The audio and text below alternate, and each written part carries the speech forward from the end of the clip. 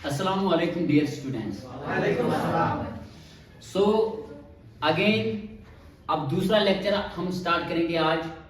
Already हमने कल का आपको जो रिमाइंड मैं थोड़ा कराऊंगा, पहले जियोग्राफी को डिस्कस करने से पहले हमने सोशल साइंस के बारे में आपको बोला। मैंने आपको कल बोला था कि सोशल साइंस एक ऐसा सब्जेक्ट है या ग्रुप ऑफ सब्जेक्ट्स है जिसमें हम इंसानों के बारे में पढ़ते हैं, इंसान का आपस में क्या रिलेशन है, जिसको हम एक इंसान दूसरे पे डिपेंड है, एक इंसान को दूसरे इंसान की जरूरत है, जैसे आपको मेरी जरूरत है, मुझे आपकी जरूरत है, मार्केट में यहाँ पे बहुत सारे लोग हैं उनको उनकी जरूरत है ना।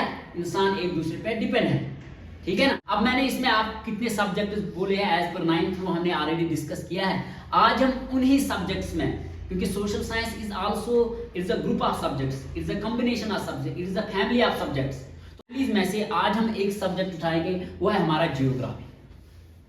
क्या है? जियोग्राफी। तो जियोग्राफी, अब जियोग्राफी जो है ये भी सोशल साइंस का एक पार्ट है। इस सब्जेक्ट का भी सोशल साइंस में रोल है। तो किसी भी सब्जेक्ट के चैप्टर्स डिस्कस करने से पहले मैंने कहा कि you must know the subject matter of that subject. अब जियोग्राफी जो है, थोड़ा कल मैंने आपको टच किया था कि जियोग्राफी में हम जमीन के बारे में पढ़ेंगे। अब हम 1-2 लेक्चर या 3 लेक्चर अब तो हम जाएंगे इंट्रोडक्टरी लेक्चर जो हमारे पास रहेंगे, जिनमें हम पूरा सब्जेक्ट मैटर डिस्कस करेंगे जियोग्राफी के बारे में। फिर हम हमारे चैप्टर्स में आहिस्ता आहिस्ता से आएंगे और अच्छे तरीके से पढ़ेंगे। उसके लिए मैंने आपको कहा कि आपको एटलस पहले ही लानी है। अब जियोग्राफी का सब्जेक्ट मैटर हमें जानने की जरूरत है। सब्जेक्ट मैटर ऑफ जियोग्राफी का सब्जेक्ट मैटर क्या है? देखो, जियोग्राफी अगर हम देखेंगे, द इंग्लिश वर्ड जियोग्राफी, ये यहाँ पे लेटर्स इंग्लिश में ही लिखा है ना, जी तो इंग्लिश लेटर है ना। तो the English word geography is derived from the 2 Greek words geo and graphos. Geos and grapho, इसको कभी कभार हम ग्राफी भी कहते हैं, ग्राफी। तो इंग्लिश वर्ड जो इस वक्त हमारे पास जियोग्राफी सब्जेक्ट का नाम इंग्लिश में हमने जियोग्राफी रखा है बेसिकली ये जियोग्राफी इंग्लिश वर्ड। इंग्लिश तो पता है आपको, जो अंग्रेज है ना, इंग्लैंड के लोग जिनको हम ब्रिटेन भी कहते हैं, यूके भी कहते हैं, ठीक है, उनकी जो जबान है उसी को इंग्लिश कहते हैं, उन्हीं को अंग्रेज हम कहते हैं। जैसे हमारी जबान हमें कश्मीरी कहा जाता है, हमारी जबान हमारी कल्चर का जो पार्ट है वो कश्मीरी। तो अंग्रेजों ने इस जियोग्राफी वर्ड को बनाने के लिए इन्होंने ग्रीक लैंग्वेज, ग्रीक एक यूरोप में कंट्री है, यूरोपियन कंटिनेंट है, हमारे पास 7 कंटिनेंट है और हर एक कंटिनेंट पे कंट्रीज है। किसी कंटिनेंट पे ज्यादा कंट्रीज है, किसी पे कम है। जैसे एशिया दुनिया का सबसे बड़ा कंटिनेंट, दूसरा साउथ अफ्रीका, सबसे छोटा है ऑस्ट्रेलिया, जिसको हम आइलैंड कंटिनेंट भी कहते हैं। तो यूरोप भी एक हमारे साथ, एशिया के साथ बॉर्डर टच करता है। तो उस कंटिनेंट पे एक कंट्री है जिसका नाम है ग्रीक, और इस ग्रीक को हम उर्दू में यूनान कहते हैं। क्या कहते हैं? यूनान के लोग जो है आज से हजारों साल पहले इन्होंने सब्जेक्ट्स के ऊपर बहुत काम किया, उन्होंने बहुत रिसर्च किया। जो आजकल हम इंग्लिश, हिस्ट्री, अलग अलग साइंस के सब्जेक्ट पढ़ते हैं, इन सब्जेक्ट्स की बुनियाद, फाउंडेशन, इनके फादर्स आपको ज्यादातर ग्रीक के नजर आएंगे। ग्रीक में लोग थे वो बहुत ज्यादा रिसर्च करते हैं। जो लोग रिसर्च करते हैं, जो लोग इन्वेस्टिगेट करते हैं, जो सर्च करते हैं, जो जानने की कोशिश करते हैं ये चीज ऐसा क्यों है, ऐसा क्यों है, ठीक है, रिसर्च करते हैं, ढूंढते हैं नॉलेज को, वो काम में आगे जाते हैं। तो आज से हजारों साल पहले ये जो ग्रीक के लोग थे इन्होंने भी बहुत ज्यादा रिसर्च किया। क्या किया? रिसर्च किया, साइंस के ऊपर रिसर्च किया, हिस्ट्री के ऊपर रिसर्च किया, इंग्लिश के ऊपर, अलग अलग चीजों के ऊपर इन्होंने रिसर्च किया, जियोग्राफी के ऊपर रिसर्च किया, जिस वजह से ये सब्जेक्ट्स वजूद में आए। आजकल हम इन्हीं सब्जेक्ट्स को higher secondary school, middle school, universities में पढ़ते हैं। तो इनके ऊपर किसी ने काम तो किया होगा ना, इनमें भी पाने में कहां इवन वजूद है, ठीक है। तो इसलिए हर एक के पीछे कोई ना कोई क्रिएटर होता है। जैसे हमारे पीछे अल्लाह क्रिएटर है, ठीक है, हर एक दुनिया में हर एक चीज जो है उसके पीछे अल्लाह ही क्रिएटर है। लेकिन कुछ चीजें हमने नेचर से रिसोर्सेज लेके कुछ चीजें खुद बनाई, जिनको हम मैन मेड रिसोर्सेज कहते हैं, जिनके पीछे इंसान का हाथ है। जैसे ये मोबाइल फोन है, इसमें तो अल्लाह की चीजें ही डाली हुई जो अल्लाह ने बनाई है, रिसोर्सेज जो अल्लाह ने, लेकिन इसको बनाया हमने। एक होता है इन्वेंट, दूसरा होता है डिस्कवर। इन्वेंट होता है, इन्वेंशन होती है वो चीज जो दुनिया में नहीं है, फिर हमने पहली बार उसको बनाया, उसको कहते हैं इन्वेंशन। दूसरा होता है डिस्कवर, या डिस्कवरी। डिस्कवरी का मतलब है कि वो चीज ऑलरेडी दुनिया में है, लेकिन हमें अभी उसका पता नहीं है, हमें इसको देखा नहीं है, हमने इसको ढूंढा नहीं, उसको बोलते हैं डिस्कवरी। मोबाइल इन्वेंशन है, ना कि डिस्कवरी। क्यों?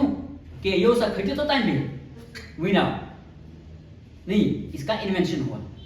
ठीक है, जैसे कुछ कंटिनेंट्स है, जैसे अमेरिका कुछ सालों तक दुनिया को पता नहीं था कि अमेरिका भी एक कंटिनेंट है, लेकिन बाद में आपने देखा होगा वास्को डी गामा, ठीक है, उसने वहां पे सफर किया तो उसने को डिस्कवर किया। क्या जिसकी वास्को डी गामा तोड़ वो तेने साथ और पैट कंटिनेंट हुए थे, वो पहले ही था, लेकिन हमें पता नहीं। तो जो चीज ऑलरेडी दुनिया में है लेकिन हमें उसका नॉलेज नहीं है कि वो कहां पे है, फिर हम उसको खोजेंगे, पता चलेगा कि ये यहाँ पे है, उसको कहते हैं डिस्कवरी। लेकिन जो चीज हम पहली बार बनाएंगे उसको कहते हैं इन्वेंशन। तो इन्होंने भी सब्जेक्ट्स का इन्वेंशन किया है, सब्जेक्ट्स के बारे में पहली बार लिखना स्टार्ट किया है। अब आप कहोगे सर ये क्या रीजन है, क्या बाकी दुनिया के लोग रिसर्च नहीं करते थे उस टाइम? हाँ करते थे, लेकिन इनका एक कंट्रीब्यूशन है। एक कंट्रीब्यूशन होता है आपकी जियोग्राफिकल लोकेशन कहां पे है। जब हम पहला चैप्टर पढ़ेंगे ना, इंडिया साइज एंड लोकेशन, जब एक कंट्री का साइज लोकेशन वो कहां पे लोकेट है, वो कंट्री अगर वो अच्छे एरिया में लोकेट होगी, वो कंट्री अच्छी जगह पे लोकेट होगी, तो ऑब्वियसली उसका अच्छा डेवलपमेंट भी होगा, वहां पे अच्छी नॉलेज भी होगी। अगर कोई कंट्री पहाड़ों में घेरी हुई है, वहां पे ज्यादा इंपोर्ट एक्सपोर्ट नहीं है, लोग आते जाते नहीं है, रोड नहीं है, मुश्किलात है, वहां पे आपको इतना डेवलपमेंट किसी भी सेक्टर में नजर नहीं, चाहे वो एजुकेशन है या किसी चीज। वही यहाँ पे मैं अप्लाई करूंगा। क्यों? ग्रीक इसने पहले हर एक सब्जेक्ट में, आपने हिस्ट्री में भी देखा हेरोडोटस, इसमें भी अभी देखो कि आप एरिस्टोथेनस, मैथ्स में देखो पाइथागोरस है, ठीक है, पॉलिटिकल साइंस में देखो प्लेटो, सोक्रेटिस देखो, ठीक है। इसी तरीके से साइंस में भी और पॉलिटिकल साइंस में भी एरिस्टोटल जो साइंस का फादर है, पॉलिटिकल साइंस का भी फादर है, ये सारे ग्रीक के थे मेजॉरिटी। इन्होंने रिसर्च किया। अब रिसर्च क्यों किया? इनका कंट्री का भी लोकेशन अच्छा है। अगर आप आज भी देखोगे, हजारों साल पहले भी था, आज भी कैसे है देखो। बेसिकली ये कोस्टल कंट्री है। कोस्टल कंट्री वो कंट्री होती है जो समंदर के साथ बॉर्डर टच करती है। आप पढ़ोगे India size and location, India भी एक कोस्टल कंट्री है। ऐसी कंट्री जो समंदर के साथ, किसी भी समंदर के साथ बॉर्डर शेयर करती है, उसको हम कहते हैं कोस्टल कंट्री। और वो जमीन जो वो समंदर के साथ शेयर करती है, उसको कहते हैं कोस्टल लैंड या कोस्टल बॉर्डर। तो यहाँ पे जो ग्रीक है, ग्रीक यूरोप में कंट्री है, आज भी मौजूद है, टर्की के नेबरिंग कंट्री है, ठीक है। और यहाँ पे एक समंदर है जिसको हम मेडिटेरेनियन सी कहते हैं। क्या कहते हैं? मेडिटेरेनियन सी। मेडिटेरेनियन सी का कश्मीर के ऊपर भी इन्फ्लुएंस है। आपने अक्सर सुना होगा कि सोनम लोटस कहते थे कि वेस्टर्न डिस्टर्बेंस आने वाले हैं, यहाँ पे बर्फबारी या बारिश होगी। असल में यहाँ से एक हवा आती है, यूरोप से एक हवा आती है, देखो वहां से अल्लाह का हुक्म, वहां से एक हवा आती है जिसको हम कहते हैं, मतलब मेडिटेरेनियन से एक हवा उठती है, मॉइस्चर वाली हवा, वो फिर कश्मीर जब एंटर होती है तो यहाँ पे बारिश और बर्फबारी होती है। अगर वो हवा वहां पे नहीं, वहां से नहीं आएगी, कश्मीर डेजर्ट होता है। कश्मीर से क्या डेजर्ट। जैसा राजस्थान, जैसे लद्दाख है, लद्दाख सा हवा एंटर का नहीं, वहां पे आपको डेजर्ट नजर आएगा। तो ग्रीक जो है, ग्रीक एक यूरोप में एक कंट्री है और ये किस समंदर के साथ बॉर्डर शेयर करती है? मेडिटेरेनियन सी। ऑब्वियसली आपने देखा होगा आज से हजारों साल पहले और आज भी समंदर के थ्रू बहुत ज्यादा इंपोर्ट एक्सपोर्ट होता है। चाहे चीजों का इंपोर्ट एक्सपोर्ट करना है, नॉलेज का इंपोर्ट एक्सपोर्ट करना है, लोगों को एक जगह जाना है, दूसरी जगह जाना है, आज भी समंदर के थ्रू 80% दुनिया का ट्रेड होता है। तो आप मुझे बोले इतनी टेक्नोलॉजी होने के बावजूद जब आज भी 80% ट्रेड दुनिया का समंदर के थ्रू होता है, हर एक नॉलेज, चीजें वीजे, इंपोर्ट एक्सपोर्ट, इंसानों का आना जाना, आज भी इतनी टेक्नोलॉजी, एयर ट्रांसपोर्ट होने के बावजूद भी दुनिया का 80% ट्रेड समंदर के थ्रू होता है। जब एयर ट्रांसपोर्ट नहीं था तो उस टाइम तो 100% ट्रेड किसके थ्रू होता था? समंदर के थ्रू। तो वही प्लस पॉइंट मिला किसको? ग्रीक को।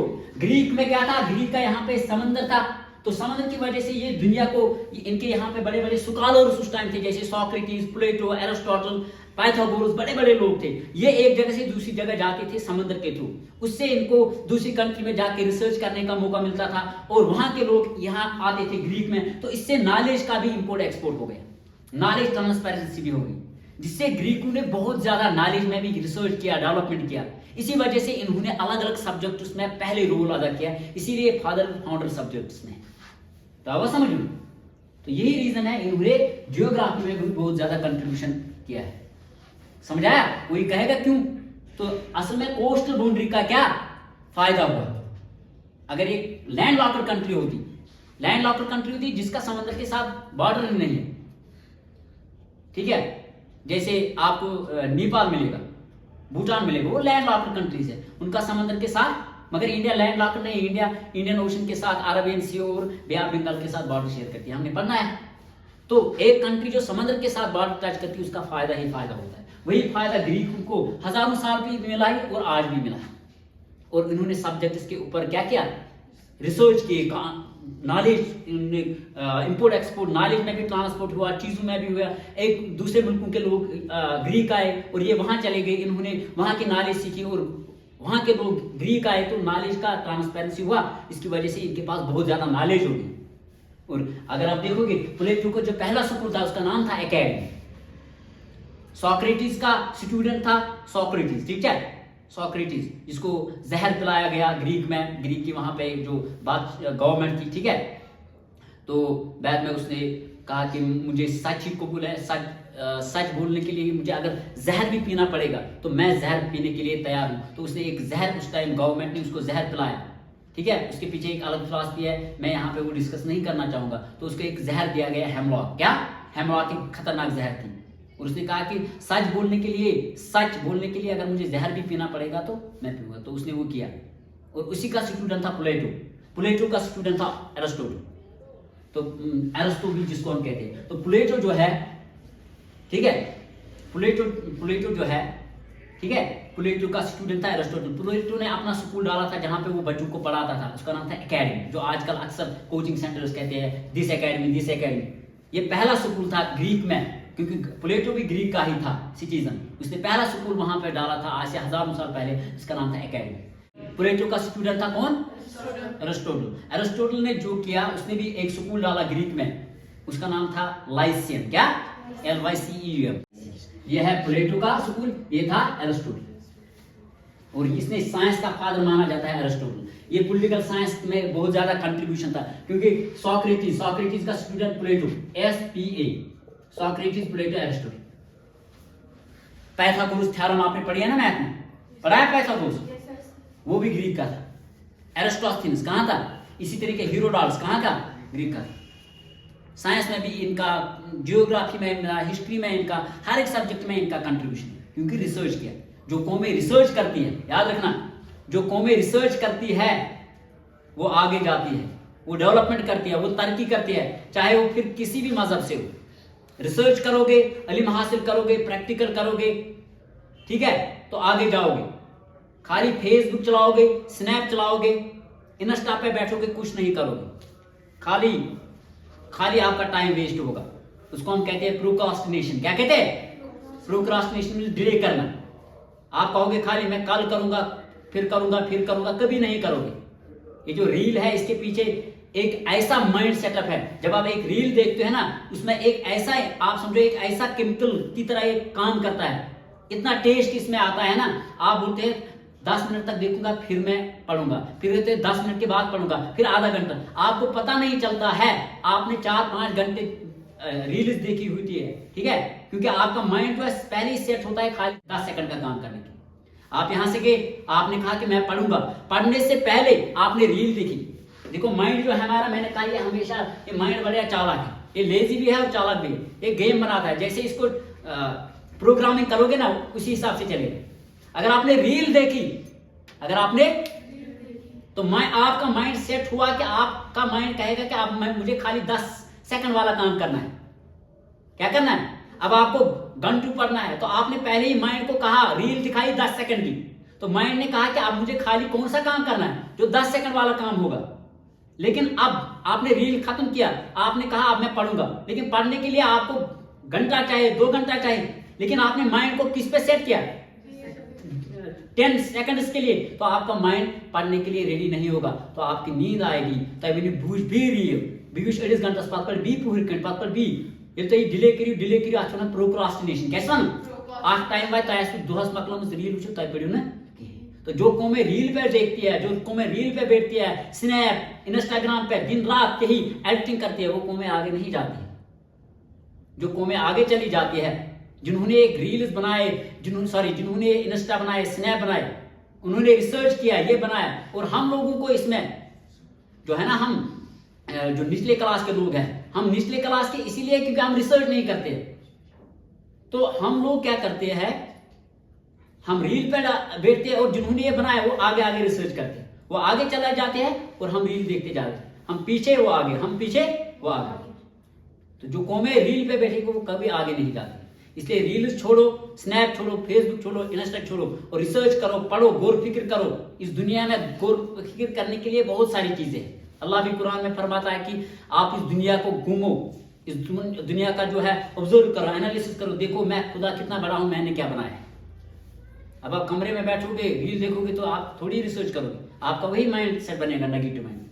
जैसे हम कहते हैं do not put off till tomorrow what you can do today, आज का काम कल पर मत छोड़ो, ठीक है। तो ये रिसर्च के पीछे रीजन है। जब आप रिसर्च करोगे तब ये आप दुनिया को कुछ देने की बात करो, ठीक है। हमेशा माइंड में एक चीज रखो कि मैं दुनिया को कुछ दूंगा, मैं एक वैल्यूबल रिसोर्स बनूंगा। पात जिनमा बनियो दबी दुनिया दिम क्या पग अगर दुनिया बनो यहां से दूत में के मत दुनिया में नहीं ओढ़े कि ओढ़े ये दुनिया से कंट्रीब्यूट करूं। बड़ी बड़ी पर्सनैलिटीज है, देखो इन्होंने दुनिया को क्या दिया है जिससे आज दुनिया चलन सिस्टम चलन तरक्की करो, अलग अलग चीजें हैं। इन्होंने घुमाने ऐसा करो, इंसान कहां से कहां तक पहुंच गया है, ये it is possible only because of research, ठीक है। दुनिया में यम सारे कंट्री सोरे पोस्ट ना लगाओ रिसर्चेस पर, तुझ कुछ अमेरिका कर रिसर्चेस पर खर्च, इसीलिए दुनिया को डोमिनेंस दिखाता है, ठीक है। युस यूता तरक्की युस यूता पढ़ मुताला करे सुई पे ब्रोट शेंगित छुन ब्रोट पकन ओड़ कह, ठीक है। खुदा दपन मिथाल सा लगे दुनिया 6 या 7 डेज बनाने में, पर क्या खुदा ने कहा वो बन गया, कुन फायकुन हम कहते हैं। लेकिन खुदा एग्जाम्पल दिवन बुछुस हार्ड वर्क कर तो करो हार्ड, क्लियर हुआ।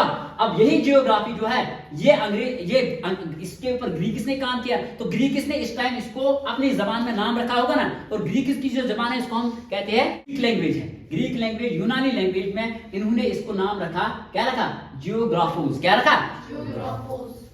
फिर 18 सेंचुरी में फिर जब दुनिया में अंग्रेजों का कंट्रीब्यूशन आया, अंग्रेज दुनिया में सुपर पावर बने। दुनिया में हमेशा सुपर पावर चेंज होती गई, सुपर पावर। अगर आप दुनिया में नजर डालोगे मिडिवल पीरियड में मुस्लिम्स का डोमिनेंस था दुनिया में, मुस्लिम सुपर पावर थी, ठीक है।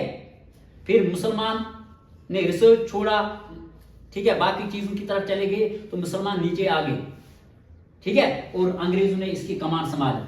तो अंग्रेज यहां से यूरोपियंस ने दुनिया को अपने अंडर लेना स्टार्ट किया, जो ही मॉडर्न पीरियड स्टार्ट हुआ। आप देखो फ्रेंच और इंग्लिश, इंग्लैंड जो इंडिया पे भी 200 सालों तक रूल किया इसने, कितने सालों तक ऑलरेडी। तो सुपर पावर्स हमेशा चेंज रही। पहले अगर आप देखोगे ना मिडिवल पीरियड में मुस्लिम थे, फिर ब्रिटेन में, फिर इसी यूरोप में स्पेन और पोर्टुगीज जिसको हम पुर्तगाल कहते हैं, वो भी कभी कभार सुपर पावर थे। फिर सुपर पावर बना फ्रेंच और ब्रिटेन वर्ल्ड वार सेकंड तक ये इतने कमजोर हो गए जंग की वजह से। अगर इन्होंने जंग जीता लेकिन इतने इकोनॉमिकली वीक हो गए, इनके पास पैसा नहीं रहा और ये सुपर पावर की रेस में चले गए। फिर नए सुपर पावर बने 1991 तक, वो था रशिया और अमेरिका। कौन? जिसको उस टाइम यूएसएसआर कहते थे, ठीक है। फिर रशिया 1991 में सुपर पावर्स की रेस से चला गया। फिर अमेरिका कुछ सालों तक सुपर पावर रहा और आज मल्टीपोलर है। आज बहुत सारे दुनिया के कंट्रीज क्लेम करती है कि हम सुपर पावर है, जिसमें अमेरिका है, रशिया है, चाइना है, ये क्लेम करते हैं कि हम सुपर पावर। तो जो सुपर पावर होता है ना, वो दुनिया में अपने चीज मनवाने की कोशिश करता है। तो वही चीज हुआ जब ब्रिटेन सुपर पावर था 18 सेंचुरी में। यहाँ पे इंडस्ट्रियल रेवोल्यूशन भी आया, इंडस्ट्रीज बनी। तो दुनिया में जितनी भी बुक्स थी, जिस भी लैंग्वेज में लिखी गई थी, इन्होंने उनको इंग्लिश में ट्रांसलेट करवाया। इंडिया में अगर आपको याद होगा फोर्ट विलियम कॉलेज बनाया गया, जेम्स मिल आपने 8th में पढ़ा होगा, है ना। तो बहुत बड़े बड़े स्कॉलर्स अंग्रेजों ने लाए। उन्होंने क्या किया, उन्होंने उन डिफरेंट लैंग्वेजेस में जो बुक्स लिखी गई थी उनको इंग्लिश में ट्रांसलेट किया गया। और जो इन बुक्स में नॉलेज थी वो किनके पास चली गई, अंग्रेजों के पास। तो अंग्रेजों ने क्या किया, रिसर्च किया, मुताला किया और इन्होंने दुनिया को पूरे अपने कब्जे में कॉलोनीज बनाया। इसमें इंडिया है, मिडल ईस्ट में कंट्रीज, और इनके रिसोर्सेज यूज करते गए। आपने कॉलोनियलिज्म पढ़ा है, ठीक है ना। तो यहाँ पे सारी नॉलेज, मैंने कहा ना पावर पैसा जिसके पास होगा वो कुछ भी करवाता है ना। तो इनके पास पावर पैसा था मॉडर्न पीरियड में। तो इन्होंने क्या किया, दुनिया की जितनी भी बुक्स थी उनको इंग्लिश में ट्रांसलेट करवाया। तो सारा नॉलेज किनके पास चला गया? अंग्रेजों के पास। तो उससे इनके पास जो इल्म आया, इन्होंने इसके ऊपर रिसर्च किया, इन्होंने नई नई चीजें बनाई, इसीलिए इंडस्ट्रियल रेवोल्यूशन भी इन्होंने हिलाया, पहले इन्होंने हिलाया, इंडस्ट्रीज बनी दुनिया में। वन मकसद क्या मैं समझाऊं, ये कित बनो इंग्लिश वर्ड, जियोग्राफर्स कित बनो क्या इंग्लिश वर्ड। अब इंग्लिश वर्ड इन्होंने बुक्स को ट्रांसलेट किया। दुनिया की जो सबसे बड़ी लाइब्रेरी है, कांग्रेस लाइब्रेरी, वो अमेरिका में है। तक मेल तो तम किताब ती मुसलमान पन नुस्ख नबी पाक सिंह विनिस तक मौजूद है तम तीस तक। इन्होंने ये रिसोर्सेज जमा करते हैं, बुकें जमा करते हैं अलग अलग लैंग्वेज को, फिर अपने लैंग्वेज में ट्रांसलेट करते हैं। इनके पास नॉलेज आती है, तिम दुनिया पर डोमिनेंस करें। तो ऑब्वियसली वही कौम में डोमिनेंस करेंगे जिनके पास रिसर्च होगा, जिनके पास नॉलेज होगी, टेक्नोलॉजी होगी। स्वीक करना कि संगीत पे स्नैप चलाए, इंस्टा तो कह रहे वो नहीं कर सकता है। तो यही रीजन हुआ 18वीं सेंचुरी में जब दुनिया का सुपर पावर कौन बना? इंग्लैंड, ब्रिटेन, जिसको हम ब्रिटिश ईस्ट भी कहते हैं। तो इन्होंने दुनिया के बुक्स को अपनी जबान में क्या किया?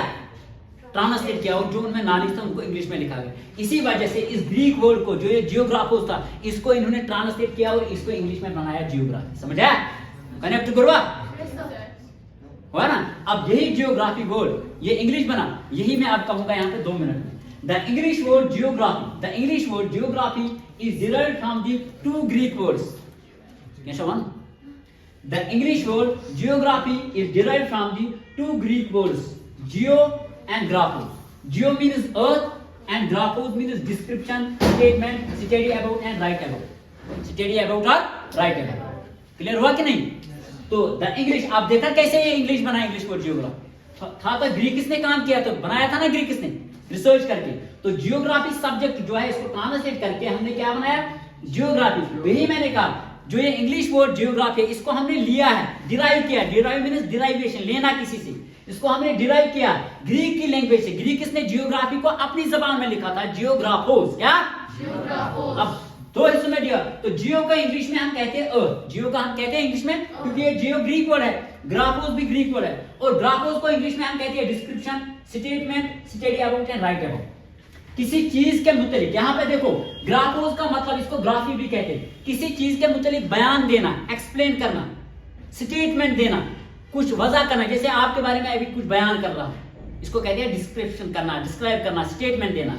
या किसी चीज के ऊपर मुताला करना, किसी चीज के ऊपर लिखना, उसको हम कहते हैं ग्राफोस या ग्राफी। किसी चीज के ऊपर बयान देना, स्टेटमेंट देना, लिखना, पढ़ना, ठीक है, उसको हम कहते हैं ग्राफोस या ग्राफी।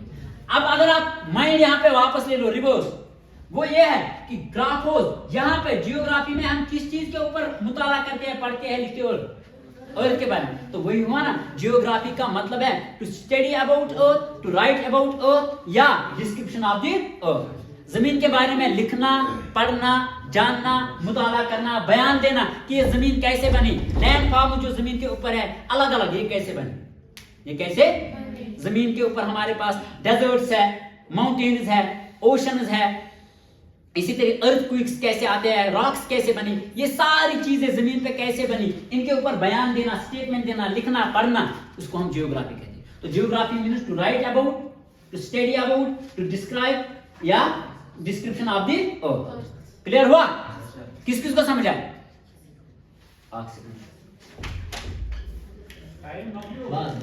तो आज के लिए इतना ही। अब थैंक यू। समझ आया किस किस को?